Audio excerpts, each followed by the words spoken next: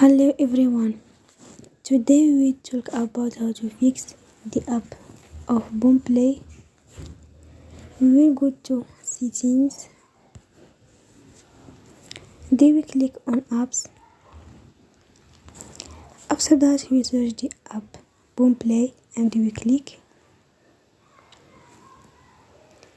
Then you will on for stop. After that we go to storage. Then we click on clear cache.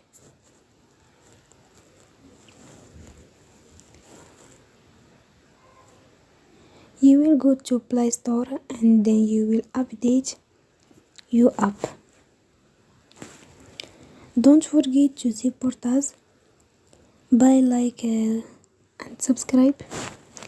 See you next time and thank you for watching.